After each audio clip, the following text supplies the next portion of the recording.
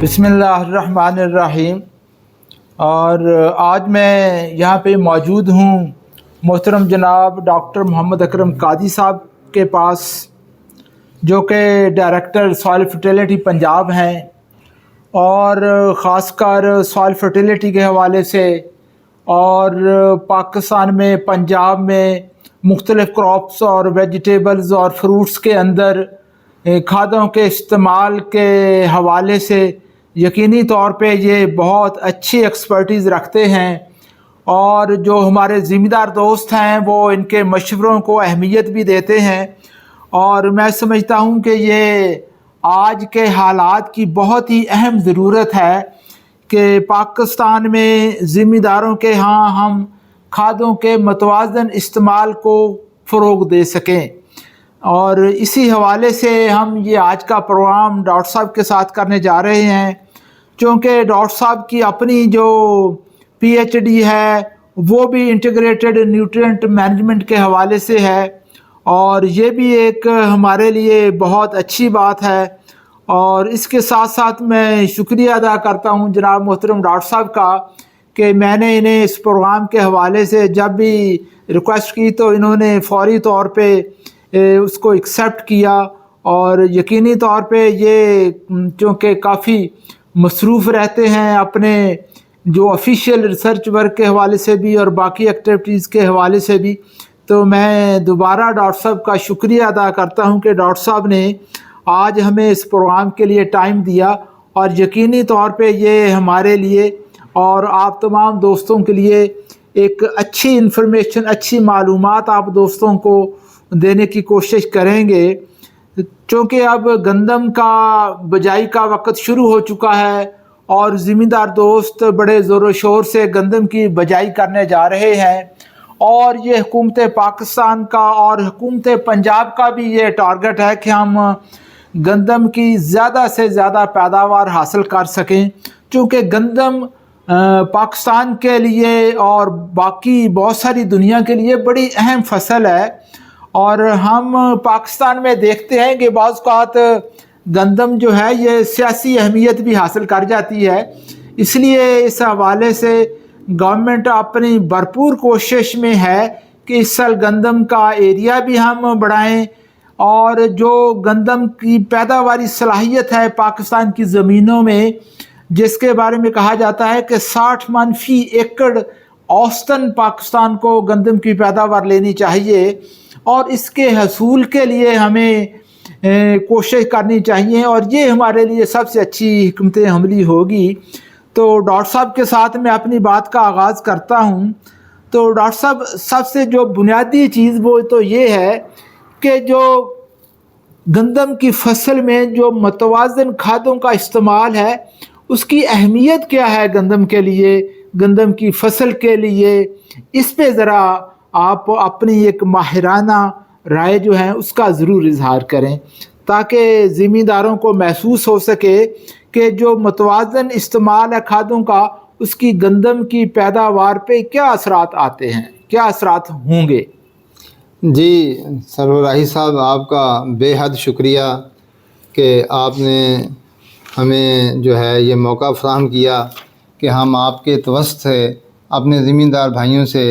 ऐसे मौजू पे बात कर सकें जो इंतहाई अहमियत के हामिल है। और इसके अलावा आपका मिशन भी जो है वो काबिल दाद है कि आपने रिटायरमेंट के बाद जो ये मिशन इख्तियार किया है, अल्लाह ताला इसका अजर आपको दे। आप ज़िम्मेदारों की रहनुमाई के लिए आप काम कर रहे हैं। तो आपने मतवाज़न खादों के बारे में पूछा है। मतवाज़न खादें जो है ये हमारी बुनियादी जो है अहमियत की हामिल हैं। हम शुरू से ही हमारा जो है मोटो यही रहा है कि हम मतवाज़न खादों को फ़रोग़ दें, मगर बदकिस्मती ये है कि हम अभी उसमें जो है हमें खातिर खा कामयाबी नहीं मिली, क्योंकि इससे बहुत सारे अवामल होते हैं। मतवाज़न खादों का मतलब ये है कि हमारे जो अज़ाए कबीरा और सगीरा हैं इनको मुनासिब रेशो के साथ, तनासब के साथ हमें इस्तेमाल करना चाहिए, जिसमें बुनियादी तौर पर नाइट्रोजन, फास्फोरस और पोटाश शामिल हैं। जब तक हम इसकी जो तनासब बरकरार नहीं रखेंगे تو پودے کی بڑھوتری کے اوپر، زمین کی زرخیزی کے اوپر ان کا بڑا اثر پڑتا ہے، چونکہ ہر نیوٹرینٹ کا علیحدہ علیحدہ رول ہوتا ہے۔ اگر نائٹروجن قد بڑھاتی ہے تو فاسفورس جو ہے وہ جڑوں کو مضبوط کرتی ہے اور بڑھاتی ہے، اسی طرح جو پوٹاش ہے وہ اس کے تنے کو مضبوط کرتا ہے۔ اس لیے ان کا تناسب ہونا ضروری ہے۔ جب اس کا تناسب بگڑ جاتا ہے، جب ہم اس کی ریشو جو ہے وہ زیادہ کر دیتے ہیں، تو اس سے ان کی یوز ایفیشنسی کے اوپر بڑا اثر پڑتا ہے۔ جس طرح جو ہم بات کرتے ہیں اس کی ریشو کی، تو ہم یہ کہتے ہوتے ہیں کہ نائٹروجن جو ہے یا یوریا جو ہے کبھی بھی ڈی اے پی کا متبادل نہیں ہو سکتا، فاسفورس کا کبھی متبادل نہیں ہو سکتا، پوٹاش کا کبھی متبادل نہیں ہو سکتا ہے۔ یہ ضرور ہے کہ نائٹروجن جو ہے وہ سستی ملتی ہے، لوگ اس کو بھی کھاد سمجھتے ہیں، باقی کو بھی کھادیں سمجھتے ہیں، ان کا علیحدہ علیحدہ رول ہوتا ہے۔ اس لیے جو سستی ملتی ہے اس کو زیادہ استعمال کر لیتے ہیں، تھوڑی سی مہنگی ہوتی ہے وہ اس کو کم استعمال کرتے ہیں۔ تو اس لیے ہمیں جب تک ہم اس کے تناسب کو برقرار نہیں رکھیں گے، ہم اپنی بھرپور فصل نہیں لے سکیں گے اور اپنی زمین کی زرخیزی کو بھی برقرار نہیں رکھ سکیں گے، اور ہمیں کاسٹ آف پروڈکشن ہماری جو ہے اور کاسٹ بینیفٹ ریشو جو ہے ہمیں جو ہے اس سے جو ہے بہت کم جو ہے، ہمیں اکنامک انالیسس یہ بتاتا ہے کہ آمدن بہت کم ہوتی ہے اگر ہم اس کو غیر متوازن کرتے ہیں۔ ڈاکٹر صاحب، اصل بنیادی سوال ہے کہ جب ہم متوازن کھادوں کے استعمال کی بات کرتے ہیں تو اس میں آپ کیا کہتے ہیں کہ گندم میں نائٹروجن کتنی استعمال ہونی چاہیے فی ایکڑ، فاسفورسی کھاد کتنی استعمال ہونی چاہیے اور پوٹاش کتنی استعمال ہونی چاہیے؟ خاص کر جو ہمارے ٹیوبویل اریگیٹڈ یا کینال اریگیٹڈ ایریاز ہیں، ان کے لیے مطلب فاسفورس، نائٹروجن، پوٹاش کا استعمال کس کس ریشو سے ہونا چاہیے؟ اور دوسری میری بڑی جو سوال ہے کہ کیا ذمہ دار مطلب ہے کہ اس کو صحیح طور پہ انڈرسٹینڈ نہیں کر پاتے، یا کیا وجہ ہے کہ ذمہ دار کیوں نہیں اس کو صحیح طور پہ استعمال کر پا رہے متوازن کھادوں کے استعمال کو؟ جس طرح آپ نے بات کی، یقینی طور پہ اس کا پیداوار پہ بہت اچھا امپیکٹ آئے گا، ذمہ دار کی جو کاسٹ ہے وہ بڑھے گی نہیں بلکہ کم ہوئے گی پیداوار بڑھنے کے ساتھ۔ تو آپ ذرا اس کو کائنڈلی ذرا بتائیے گا کہ نائٹروجن، فاسفورس اور پوٹاش گندم میں کتنے استعمال کرنی ضروری ہے؟ جی، اس کا جو ہے اس کا جواب یہ ہے کہ ہم جو ریکمینڈ کرتے ہیں، جو ہم سفارش کرتے ہیں ذمہ داروں کو، وہ کہتے ہیں کہ 1 حصہ فاسفورس ہو تو 1.5 حصہ نائٹروجن ہونی چاہیے، اور اسی طرح پوٹاش بھی 1 حصہ ہونا چاہیے۔ ٹھیک ہے، یہ آئیڈیل ریشو ہے۔ اور آج کل جو پریکٹس ہو رہی ہے وہ 1 حصہ اگر فاسفورس استعمال کرتے ہیں ذمہ دار، تو 4 حصے جو ہے زیادہ جو ہے وہ نائٹروجن استعمال کرتے ہیں، جو کہ ٹھیک نہیں ہے، جو کہ انتہائی نقصان دہ ہے۔ اس کی وجہ یہ ایک تو آپ کی جو کاسٹ زیادہ آتی ہے، دوسرا جو ہے نائٹروجن زیادہ استعمال کرنے سے بیماریاں بھی بہت آتی ہیں، اور اس کا نقصان بھی اس لیے زیادہ ہوتا ہے کہ وہ امونیا لاسز ہوتے ہیں، تو اس کی وجہ سے جو ہماری جو آب و ہوا بھی جو ہے، انوائرمنٹ بھی جو ہے، اس کو بھی یہ پولوٹ کرتی ہے اگر ہم زیادہ استعمال کریں گے، ضرورت سے زیادہ استعمال کریں گے، اور اس کے علاوہ بیماریوں کا بھی اس کے اوپر حملہ جو ہے، اور فصل غیر ضروری بڑھوتری کرنے سے وہ گر جاتی ہے۔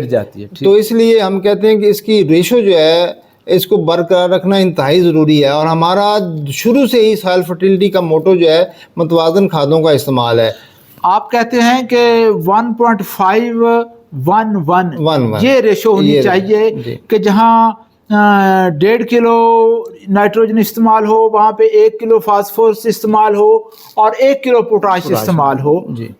1.5:1:1 یہ ریشو کھادوں کے استعمال کی گندم میں ہونی چاہیے۔ یہ متوازن کھادیں جب ہم استعمال کر لیتے ہیں تو اس کے بعد جو ہے پودا جو ہے اس کے قدرتی طور پہ اس کے اندر کسی انزائم کی کمی نہیں رہتی، کسی جو ہے گروتھ ریگولیٹر کی کمی نہیں رہتی، وہ اللہ تعالیٰ اس کے یہ بیلنس استعمال کرنے کے، ایک تو ان کی آپس میں جو انٹریکشن ہے وہ بہت پازیٹیو ہے۔ جب ہم ایک نیوٹرین کے ساتھ دوسرا نیوٹرین استعمال کرتے ہیں تو اس پہلے نیوٹرین کی جو ایفیشنسی ہے، یوز ایفیشنسی، وہ بڑھ جاتی ہے۔ ٹھیک ہے، تو اس لیے ہم متوازن کھادوں کے لیے ہم کہتے ہیں کہ یہ آپ جو ہے نا اس کو پروموٹ کرنا چاہیے۔ ہماری جتنی بھی جو ہے نا ہماری کوششیں ہیں، ہماری جو گورنمنٹ کی بھی ہم نے کھاد حساب بھی ہے جو اس کے لیے ڈیولپ کی ہے کہ لوگوں کے پاس جتنے بھی پیسے ہوں اس کھاد کو اس کے اگر اپلیکیشن یوز کرنے کے ساتھ وہ کریں گے تو اس کو بیلنس کھادوں کا وہ بتا دے گی کہ آپ اتنی اماؤنٹ کے ساتھ آپ بیلنس اماؤنٹ میں کھادیں استعمال کر سکتے ہیں۔ ہاں یہ ٹھیک ہے، اگر ایک زمیندار بیلنس یوز کر لیتا ہے تو اس کی گندم کی پیداوار میں کتنا اضافہ ہو سکتا ہے؟ آپ کیا ایکسپیکٹ کرتے ہیں کہ اگر وہ اسی ریشو میں 1.5 اور 1 کی ریشو میں وہ اگر کھادوں کا استعمال گندم میں کر لیتا ہے تو اس کی پیداوار میں کتنا اضافہ ہو سکتا ہے؟ کیا آپ کے اس بارے میں آبزرویشنز ہیں آپ کی؟ ہمارے بے شمار ہم نے اس کے اوپر ایکسپیریمنٹس کیے ہیں، ہر زون میں کیے ہیں، ہر کراپ کے اوپر کیے ہیں، ہر کراپ کی ورائٹی کے اوپر کیے ہیں، تو ایوریج جو ہے اس کے رزلٹس جو ہیں وہ 20 سے 30% جو ہے اس سے پیداوار میں اضافہ ہو جاتا ہے۔ نہ صرف پیداوار میں اضافہ ہوتا ہے بلکہ اس کی جو پروڈیوس ہوتی ہے، جو اناج ملتا ہے، اس کی کوالٹی بہت اچھی ہوتی ہے۔ کوالٹی سے کیا مراد آپ لے رہے ہیں؟ کوالٹی سے میں مراد لے رہا ہوں کہ اس کے اندر جتنے نیوٹرینٹس ہونے چاہیے ٹھیک ہے، دانے کے اندر ٹھیک ہے، اس سے ان کی مقدار بہت اچھی ہو جاتی ہے۔ چونکہ ہمارا کوالٹی کا ٹیسٹ نہیں ہوتا، ہم صرف پیداوار کو لیتے ہیں، تو میں پیداوار کی میں جنرل بات کی 20 سے 30% جو ہے متوازن کھادوں کے استعمال سے پیداوار میں اضافہ ہوتا ہے، جس سے اچھا خاصا منافع حاصل ہوتا ہے۔ آپ یہ کہتے ہیں کہ اگر متناسب طریقے سے کھادوں کا استعمال کر لیا جائے تو جو ہم گندم پیدا کریں گے انسانی جسم کے لیے اس میں خوراکی اجزاء بھی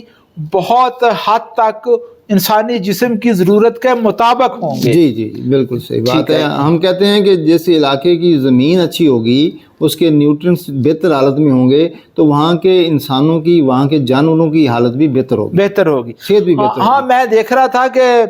یہ کوئی اسٹڈی تھی کہ 19% جو ہے نا ضروریات گندم پیدا کرتی ہے انسانی جسم کی، اور جو 21-22% ضروریات ہیں وہ پروٹین کی گندم پیدا کرتی ہے، مہیا کرتی ہے انسانی جسم کو۔ اس لحاظ سے اگر ہم صحیح طور پہ بیلنس یوز آف فرٹیلائزر کرتے ہیں تو جو ہماری پروڈیوس ہوگی پیداوار بھی بڑھے گی اور اس پیداوار کی کوالٹی بھی بڑھے گی، اور یقینی طور پہ یہ ایک بہت اچھی چیز ہے۔ اور ہم ذمہ دار دوستوں سے یہی گزارش کریں گے کہ وہ متوازن کھادوں کے استعمال کے حوالے سے محکمہ زراعت کے دوستوں سے ضرور مشورہ کریں،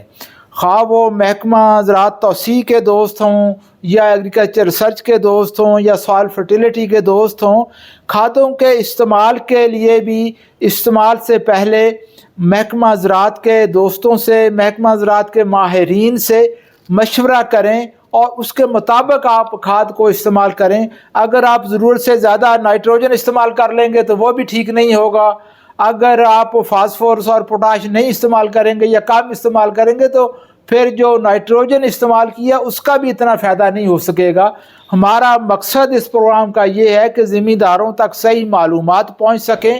اور ذمہ دار بتائی گئی معلومات کے مطابق کھادوں کا استعمال کرتے ہوئے اپنی گندم کی پیداوار بھی بڑھائیں اور پیداوار کی کوالٹی کو بھی بہتر کریں۔ یہ ہے ہمارے آج کے اس پروگرام کا مقصد جی۔ امید ہے کہ آپ دوستوں کو یہ پروگرام اور یہ معلومات پسند آئی ہوئیں گی، اور ہم پھر بھی آپ دوستوں سے اسی حوالے سے بات کرتے رہیں گے جی۔ بہت مہربانی۔